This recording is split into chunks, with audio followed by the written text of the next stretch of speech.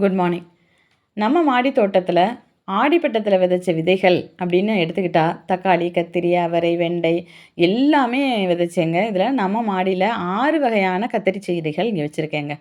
6 கத்திரி செடிகளுமே சூப்பராக நல்லா இலைகள் பசுமையாகவும் காய்கள் பெருசாகவும் அழகாக நீட்டாக காய்ச்சிட்டு வர்றாங்க. அதுக்கு காரணம் நாம் இயற்கையாகவே கலந்த மண் கலவையும் நாம் கொடுக்குற மேல் உரங்களும் பூச்சி விரட்டியும் தாங்க. ரொம்பவே பாடுபட்டு நம்ம 2வது மாடியில் வந்து ஒரு தொட்டியில் ஒரு செடி வளர்க்குறோம் அப்படிங்கிறது மிகப்பெரிய சவால் இல்லையா? அவ்வளோத்தையும் நாம் தாண்டி இந்த குரங்கு தொல்லையெல்லாம் தாண்டி ஒரு காயை நம்ம பறிக்கிறோம் அப்படின்னா அது பெரிய காட்ஸ் கிஃப்ட் தானே இல்லையா? அவ்வளோ செடிகளுக்குமே நான் இயற்கையாக கொடுக்குற இயற்கை உரமும் இது ஒரு காரணம் தாங்க. செடிகளை பொறுத்தவரை சின்ன சின்ன பூச்சி தொந்தரவு இருந்தது. வீட்டிலேயே தயாரித்த பூச்சி விரட்டியை வச்சு அதை சரி பண்ணிட்டேன்.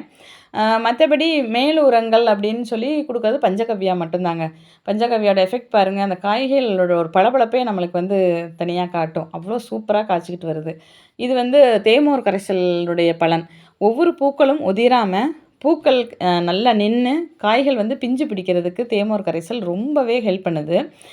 அது தவிர நம்ம மண் வந்து காயாமல் இருக்கிறதுக்காக செடிகளுக்கு அடியில் இந்த சீசன் ஆரம்பிச்சிருச்சு அப்படின்னாலே காய்ந்த இலை வீட்டில் ஒருத்தங்க இருக்காங்க. அவங்கள்ட்ட நம்ம கேட்டு காய்ந்த இலைகளை, அதாவது புங்கன், வேம்பு, அதே மாதிரியே இலுப்பை மரம் வச்சுருக்காங்க. இலுப்பைலாம் அருமையான ஒரு உரம்.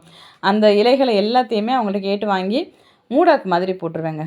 மூடாக்கு போடுறதனுடைய ஒரு எஃபெக்ட் என்னன்னா மண் வந்து ரொம்ப ஈரப்பதமாக இருக்கும். சப்போஸ் நம்ம ஒரு 2 டைம்ஸ் இந்த சம்மரில் விடணும் அப்படின்னா, ஒரு டைம் மறந்தோம் அப்படின்னா செடிகளுக்கு வந்து இந்த ஈரப்பதம் வந்து பாதுகாக்கப்படும். அதுக்காகத்தான் காய்களும் நல்லா பிரைட்டாகவும் இருக்கும். மூடாக்கு போடும்போது கொஞ்சம் பூச்சி இல்லாத இலைகளாக பார்த்து போடணும்.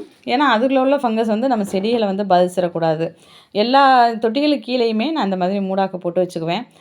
இதுக்கு முன்னால் நம்ம நார்மலாக போடுற மூடாக்கு அப்படின்னா இயற்கையாக மக்கக்கூடிய எதுவானாலும் போடலாம். கொஞ்ச நாளைக்கு முன்னால் நான் போட்ட கடலை விதை பாருங்கள், கடலை தோல் அதனுடைய போட்டதுலேருந்து 2 செடி வளர்ந்துருக்காங்க. சரி பார்ப்போம், இதுவும் கடலையும் இதையும் விட்டுறக்கூடாது இல்லையா? இதுவும் நம்ம மாடி தோட்டத்தில் எப்படி வளருதுன்னு பார்க்கலாமுங்க.